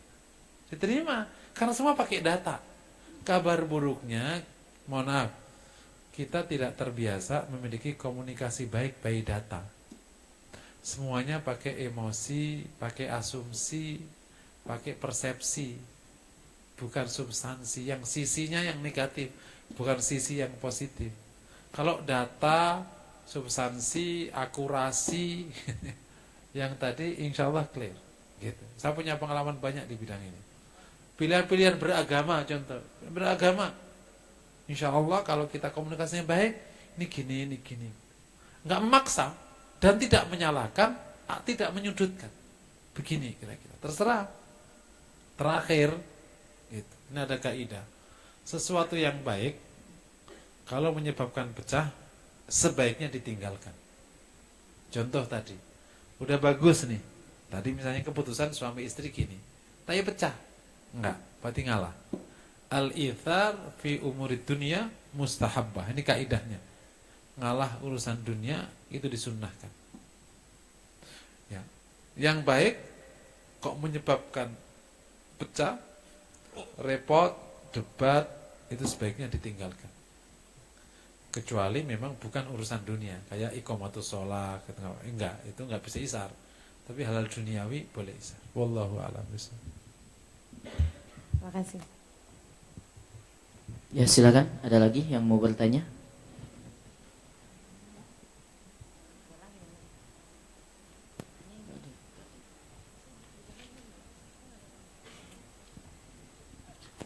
Bismillahirrahmanirrahim. Assalamualaikum warahmatullahi wabarakatuh. Pak Ustadz, bagaimana solusi menurut Pak Ustadz bila dalam rumah tangga orang tua dan atau mertua terlalu ikut campur terhadap urusan rumah tangga?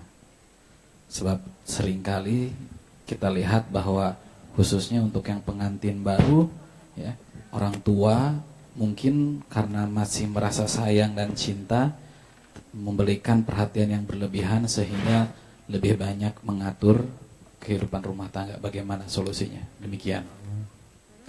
Oke ya, semoga ini tidak curhatin ya. Oke. Jadi ini ada kaidah di dalam hubungan sosial. Bunyinya itu agak ringan tapi mendalam. Anda, ini kaidahnya, tidak mungkin dijajah oleh pihak lain kecuali Anda potensial untuk dijajah.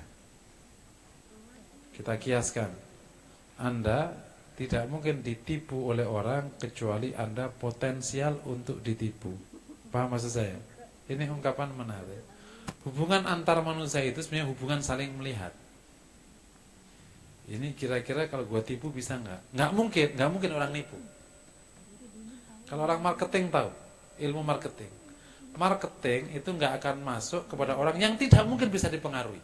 Contoh, saya pakai baju merek X karena saya pegawai mobil X. Dan jelas-jelas di rumah saya itu mobilnya merek X semua. Berarti marketer nggak akan masuk rumah ini. Dia sangat loyal sekali. Ngapain susah-susah ngomong? Yang aku pengaruhi gimana? Yang memiliki kemungkinan untuk berubah. Paham ya? Orang marketing pasti tahu ilmu itu.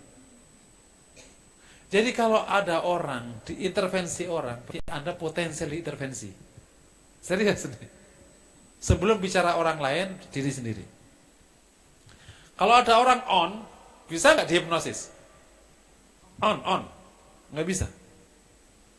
Misalnya ya, yang tukang hipnosis gini aja yang blok itu, tapi orangnya on, nggak ngeblank gitu, nggak bisa. Kenapa bisa? Karena lagi tidak on. Berarti apa? Off. Berarti apa? Lolo. Kalau bisa hipnosis. Sama. Kalau Anda seorang mantu atau anak on, bapakmu mikir intervensi. Kenapa coba? Dia telah tahu apa yang wajib ia kerjakan. Wong aku aja mikirnya kalah sama dia, aku masa ngomong sama dia. Paham kira-kira? Cara berpikirmu itu memang di atas mertuamu. Gimana mertuamu intervensi? Cara didikmu, komunikasimu sama anakmu, sama istrimu, itu di atas kemampuan mertuamu. Berani nggak intervensi dia? Dek, baiknya gimana? Iya Pak, gitu. Bapak mau ngomong apa? Gitu. Apa? Gitu. Gak mungkin, serius ini. Ini hubungan sosial sebenarnya. Bukan berarti orang berani sama orang tuanya, nggak boleh. Tetap nggak boleh. Jadi yang pertama yang perlu diperbaiki, tolong diperbaiki pribadinya. Jangan-jangan oleh mertuamu kau nggak on. Misalnya ngatur istri nggak becus, nafkah nggak kokoh, rumah belum. Makanya saya tidak pernah menyarankan seorang laki-laki itu menempat di rumah mertua, enggak. Itu enggak on namanya. Sejak detik itu bawalah istrimu, meskipun rumah kontrakan. Itu lebih gagah daripada laki-laki yang numpang. Numpang itu tidak baik. Serius. Karena engkau tidak punya kuasa atas keluargamu. Rumah siapa? Mertua. Kau tidak kuasa atas organisasi di situ. Nah, meskipun cuma 3 kali 2 meter, kau kuasa atas wilayah itu. Bener nggak kira-kira? Kau ngontrak 2,5 meter kali 3 meter, pas pakai tidur. Itu lebih utama bagimu karena kau on laki-laki. Kau bilang mertuamu, Pak, saya suaminya anak ibu. Meskipun saya tidak punya, saya akan jaga anak ibu. Saya sekarang ngontrak 2 kali 3. Oh, dia nggak bisa. Kalau ibu nggak izinkan, pastikan kami berleluasa mengatur keluarga kami. Deal. Berani nggak ngomong mertua kayak begitu? Tentu tidak, tapi secara substansi on gitu loh. Kita itu oleh mertua sangat tanggung jawab, sangat apa. Kayak, nah kalau kita sudah on, nggak mungkin digituin. Nah, kalau ada kayak gitu, berarti perbaikan diri dulu. Yang kedua, beberapa hal coba dipastikan itu intervensi atau nasihat sebenarnya. Jangan-jangan kita yang baperan. Nah, dipastikan, karena kan ini kata persepsi kan, nggak ada datanya, ini bukan mekanik. Menurut anak intervensi, menurut bapak itu tanggung jawab. Yang benar yang mana? Bapak mah intervensi mulu. Ini bapak ini sayang sama kalian karena kalian ini belum punya apa-apa. Tapi bapak ngatur mulu, ini bukan ngatur. Ini justru tanggung jawab. Yang benar yang mana? Jadi, coba dipastikan. Ini persepsi. Biasanya orang tua, terutama yang kokoh, orang tua yang kokoh, kemudian punya anak yang lihatnya agak kurang on, jauh gitu ngambilnya. Dia alasannya pasti nggak rela anaknya terbengkalai hidupnya. Diambil banyak. Banyak case kayak begini ini. Jadi lihat aja. Yang kedua dilihat itu persepsi kita yang diintervensi atau sebenarnya bukan intervensi sebenarnya. Gitu. Biasa aja sebenarnya. Oke ya. Yang ketiga itu tadi kalau ada case, ketiga itu kalau misalnya case-nya semoga tidak terjadi ya. Case-nya itu masih satu rumah, segeralah pindah. Kalau belum kerja, segeralah nyari kerja meskipun sedikit. Tunjukkan kepada orang tuamu kau ini laki-laki. Sama saya ingat nasihat orang tua. Kamu laki, jadilah laki sampai kapanpun. Laki itu ya laki. Tahu maksudnya? Laki itu tanggung jawab, ngambil peran. Terus berani, bersiko, apalagi tidak membebani istrinya, dia ambil semuanya. Jadi nanti kalau ketemu yang lagi kayak gini, ketemu istri kayak gitu, bagus nggak jadinya? Tadi kayak Khotijah tadi, top rumah tangga. Ini laki betul, laki jangan numpang ke wanita, jangan apa gitu, itu laki namanya. Meskipun misalnya masih lemah, tapi kalau sikap itu keluar, bapak, aku agak aman menitipkan anakku padamu. Nah, tapi kalau Pak, gimana dong Pak? Enggak punya duit. Mau apa? Ngutang? Enggak lah. Kamu ini laki apa? Anak kecil sih dek. Anak kecil. Bapak keliru ngasih nyari mantu ke aku. Ya, akhirnya gitu ya. Nomor 2 tadi. Beberapa hal yang pokok ambil peran. Yang ketiga, segera memiliki atau mungkin perbanyaklah bacaan untuk bisa menguasai konstelasi. Saya sebutnya konstelasi hidup rumah tangga. Banyak orang tua ngelihat anaknya ini nggak on. Contohnya gini aja. Ini contoh kecil aja. Begitu anak nangis, megang bayi aja nggak ngerti. Lah ini bocah kok. Nih sini sama mak. Nah kan intervensi kan jadinya. Ini loh, kalau diemin anak itu, diemin kok gini. Ya kan malah nangis, gimana sih? Udah ketahuan nangis nih, diurut perutnya, diapain. Kan banyak anak yang kagok gitu, apalagi laki-laki. Anaknya pipis, ini pipis gimana dong, ini pipis, ini gimana dong? Lah kan jadi mertuanya atau orang tuanya, kamu nih astagfirullah, punya anak satu, kayak bayi sih, gitu. Terus pas lagi punya anak, rebutan makanan sama anaknya, astagfirullah, gitu. Dek, ini punya papa, dek, gitu. Lah orang mertuanya loh. Kamu ini bapaknya apa sebenarnya temennya sih? Nah sikap kanak-kanakan ini kalau muncul ya pasti orang tua intervensi gitu. Maka milikilah ilmu yang cukup untuk ngelola keluarga, ngambil keputusan, bersikap ini begini, ini gini ya. Kata tren-tren pranikah itu, insya Allah wah nih kalau laki kayak gitu laris manis. Cuma satu doang, setelah laris ya udah itu doang aja yang laku. Insyaallah. Ya, ada lagi silakan. Masih ada? Ya silakan acungkan tangan kalau masih ada. Kalau nggak ada, ada silakan. Boleh nambah Ustaz? Begini Ustaz, kalau masih yang sama orang yang sama. Cuma pertanyaannya sekarang beda. Tadi kan ceritakan tentang Rasulullah terkait dengan Siti Khadijah. Dan Siti Hadijah mempunyai suami yang jarak usianya jauh ya Ustaz, 15 tahun. Nah ini sekarang di perkembangan yang zaman sekarang banyak wanita-wanita yang masih lajang dengan usia yang sangat matang. Sementara di sebelah sana banyak bujang-bujang juga yang mungkin usianya juga sudah siap untuk menikah gitu. Dengan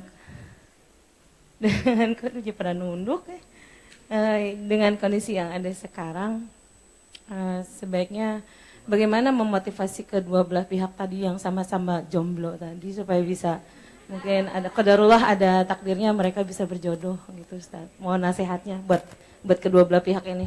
Ibu Ustazah di sini? Iya Ustaz. Oh iya. Ustaz. Masya Allah. Ini jangan disut, ada sut nggak? Nggak ya? Nah, ini sut. Nanti dikat aja ini ya. Ini khusus jawaban internal ini. Oh ini live. Oh waduh. Saya beberapa kali mengisi acara training pranikah terakhir di MTT, MTT Telkomsel. Ya. Selalu saya dapati, dan itu kan salah satu targetnya adalah ta'aruf. Semua pranikah itu targetnya ta'aruf. Dan selalu saya dapati, memang peserta laki-laki selalu lebih sedikit daripada peserta wanita.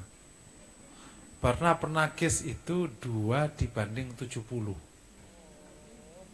Karena pesertanya itu 70 akhwat, 13 laki-laki. Karena total itu 90 kalau nggak salah. Begitu sesi konsultasi, dari ikhwan yang siap nikah cuma 2. Akhwatnya semangat semua. Saya kadang mikir, yang pingin nikah itu siapa kadang sebenarnya. Di sesi karo parenting juga sama. Dari bapak yang datang untuk parenting, itu lebih sedikit daripada ibu-ibu yang datang. Dan ada sebuah fenomena, tapi ini belum pakai data ya, hanya fenomena. Tentang banyaknya akhwat yang tercerahkan daripada ikhwan di pengajian. Pengajian itu rata-rata isinya akhwat yang paling banyak. Ada penjelasannya, karena akhwat banyak yang nggak kerja, itu bisa jadi. Yang kedua banyak ini paling gampang penjelasannya. Tapi mungkin bisa jadi banyak akhwat yang lebih tercerahkan taubat duluan daripada ikhwan. Bisa jadi kan? Ikhwan banyak yang kurang taubatnya agak lama. Nunggu. Yang ketiga bisa jadi emang si jumlah wanita sudah mulai, jumlah wanita saja yang ikut di pengajian emang lebih banyak daripada jumlah laki-laki yang ikut pengajian. Gitu. Jadi kalau aja satu ketemu satu, itu sebenarnya masih banyak yang belum, Bu. Tapi ini saya nggak punya data ya, karena saya sudah ditanya, masanya udah lama sama beberapa asatid. Terus gimana? Ya gimana lagi, ya udah seketemunya aja. Ada sekian hal yang cukup membebani. Kenapa kok ikhwan itu cenderung lebih lama mengambil peran menikah? Karena udah kadung salah informasi dari awal bahwa menikah itu adalah menanggung beban. Orang Jawa bilang nguripi anak wong. Nguripi anak wong tahu nggak? Ya, ini menghidupi anak. Sehingga orang fokus ke pekerjaan. Padahal tidak semua laki-laki kerja. Yang kedua tidak, Bu, tidak semua yang pekerjaan sudah agak bagus ini juga soleh. Gitu. Wanitanya juga nggak gampang. Kerjaan bagus, sholat aja nggak jelas, wudu nggak jelas, ini nggak jelas. Waduh, nggak sah ntar nikahnya malahan. Nggak mau juga. Jadi tahu solusinya gimana tuh? Saya juga bingung. Ini sudah berulang dimotivasi. Terakhir di MTT yang pesertanya itu sudah dibatasi ya. MTT terakhir itu dilepas. Itu sudah 1:4, akhirnya dibatasi. Begitu akhwat full, sudah sekitar 100, akhwat ditutup. Akhirnya ketemu 50:100, lumayan kan? Waktu sesi ta'aruf, kalau nggak salah yang sukses 10 atau berapa, kalau nggak salah. Karena kan aku minta diupdate, nggak salah 10. Dari 50 yang didorong, ketemunya lumayan ya, 20%. Tapi akhwatnya, ya kan cepat 10 kan, masih ada sekitar 90 yang belum. Saya nggak tahu ini gimana caranya solusinya, ibu-ibu tahu gimana. Yang jelas ini masalah lama, udah 10 tahun yang lalu saya udah diajak bicara beberapa ustadz, ini gimana solusinya. Yang tahu solusinya gimana. Masa dipaksa-paksa nikah sama aki-aki, nggak ada yang mau. Gitu. Yang jelas Indonesia tidak populer ta'addud, tidak populer. Jadi akhirnya pada satu-satu. Nah, kalau satu-satu udah kayak gitu, satunya ini memang nggak jalan laki-lakinya itu. Risetnya si Bu Eli Risman bahwa sifat tanggung jawab itu berkurang di generasi Y. Yang sekarang ini loh, umur 20-an itu. Itu berkurang, enggak tuh, dia punya ilustrasi. Kenapa berkurang? Karena begini banyak sebabnya. Sehingga banyak laki-laki yang enggak berani ngambil peran, enggak berani tanggung jawab, enggak berani. Makanya banyak pernikahan ketemunya gini. Bu, nanti kalau nikah berdua ya. Kamu yang uang mukanya, aku yang kreditanya gitu. Kamu yang susunya, aku yang airnya. Banyak laki-laki yang gitu. Mestinya enggak begitu. Aku gajiku dikit, 2 juta. Tapi kamu harus siap hidup sama aku. Gajimu jangan masuk. Enggak mas, aku juga mau sedekah. Kan enak ketemunya. Bukan, kamu gajimu berapa? Kita berduaan aja. Ketahuan gak tanggung jawab laki-laki kayak gini. Ngomong, kamu sudah aku nikahi, meskipun kau orang kaya, harus nikah sama aku. Hidup sesuai dengan kemampuanku. Gajiku 2 juta. Jadi makan cuma 2 kali, tempe sepanjang tahun. Setuju? Deal. Tapi insya Allah laki-laki gitu itu jarang ngomong kayak begitu. Beraninya malah laki-laki juga. Nah jarang, nggak berani, takut, nggak berani, terus salah informasi. Nikah itu harus mapan duluan. Belum lagi kalau melihat harga rumah udah mahal sekali, 500, 700, kapan mau ya rumah? Kayaknya ngekos aja deh, nggak nikah-nikah. Jadi ini memang ini kompleks sekali, nggak tahu ibu-ibu terserah deh mau nikahnya gimana, serah. Secara solusi saya tidak punya solusi yang praktis, belum. Karena saya udah ngejalanin ini udah lama. Kita dorong, kita motivasi, kita permudah, saya menjembatani yang muda. Udah nikah siapa aja yang penting nikah. Enggak juga. Gitu kan. Ibu mau jadi istri keberapa pun yang penting nikah, daripada sampai tua nggak nikah. Istri keempat pun nggak apa-apa, terima ya, siap bu. Juga gak ada yang masuk juga. Bayangin aja. Ini memang bab Masya Allah ya. Ibu-ibu semuanya, mbak-mbak berdoa kepada Allah Ta'ala. Datang Pak, semoga Allah ciptakan laki-laki lebih banyak lagi, jadi rebutan. Wallahu a'lam. Baik, ada pertanyaan terakhir? Kalau tidak ada, langsung ditutup doa Ustaz. Ditutup. Masih ada? Oh ya, silakan. Pertanyaan terakhir ya. Ini harusnya main tidak ada aja. Bismillahirrahmanirrahim. Assalamualaikum warahmatullahi wabarakatuh Ustaz. Waalaikumsalam. Yang saya tanyain sih berdasarkan kehidupan nyata. Yang pertama adalah kenapa laki-laki selalu takut dengan wanita yang di atasnya? Maksudnya secara karir maupun pendidikan ataupun kecerdasan. Iya, yang kedua, Ustadz kan tadi mengatakan wanita lebih baik memberi. Pada faktanya saya mengalami sendiri, bukan saya pribadi, tapi teman saya yang sudah berumah tangga. Dia menjadi istri yang menurut saya alhamdulillah luar biasa. Karena dia secara karir dia tinggi, sedangkan suaminya hanya seorang staf, dia manajer. Dia selalu memberikan apapun untuk kebutuhan bersama dalam rumah tangga. Tapi pada akhirnya malah suaminya mengecewakan diri dia. Sampai akhirnya dia mengajukan perceraian. Karena ternyata suaminya selingkuh. Itu menurut Ustadz bagaimana? Terima kasih. Wassalamualaikum warahmatullahi wabarakatuh. Yang pertama gini, kalau kenapa laki-laki itu minder sama yang wanita di atasnya? Ini lebih ke arah psikologi, man. Karena di dalam sifat laki-laki ada namanya sifat dominan. Kalau nggak dominan malah bukan laki-laki.